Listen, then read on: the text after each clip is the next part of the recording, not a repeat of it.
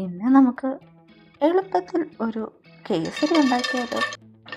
നല്ലൊരു പാൽ കേസരി.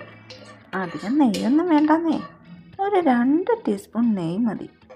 നല്ല അടിപൊളി റവ കേസരി റെഡി. റെസിപ്പി കണ്ടാലോ? ചൂടായ പാനിലേക്ക് 1 സ്പൂൺ നെയ്യ് ഒഴിച്ച് അതിലേക്ക് അണ്ടിപ്പരിപ്പും മുന്തിരിങ്ങയിട്ട് ഒന്ന് വറുത്ത് കോരി നമുക്ക് എടുക്കാം. ഇതിലേക്ക് റവ ഇട്ട് ഒന്ന് വറുത്തെടുക്കാം. വറുത്ത റവയിലേക്ക് കുറച്ച് വെള്ളമൊഴിച്ച് നമുക്കതിനെ ഒന്ന് കുക്കാക്കി എടുക്കാം.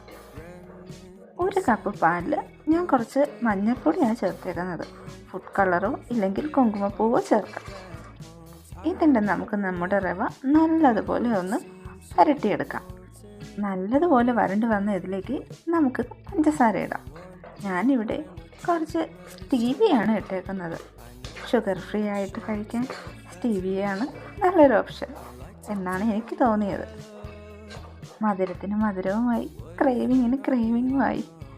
പിന്നെ ഇതിലേക്ക് 1 സ്പൂൺ നെയ്യും കൂടെ ഒഴിച്ച് നല്ലതുപോലെ ഒന്ന് വാട്ടിയെടുത്താൽ നമ്മുടെ കേസരി റെഡി.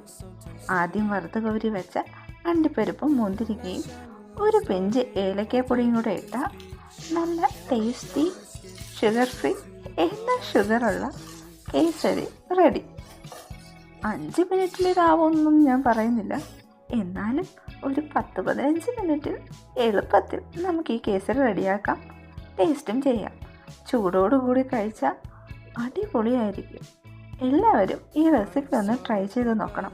ഇഷ്ടപ്പെട്ടാൽ എൻ്റെ ചാനൽ ഒന്ന് സബ്സ്ക്രൈബ് ചെയ്ത് സപ്പോർട്ടാക്കണം.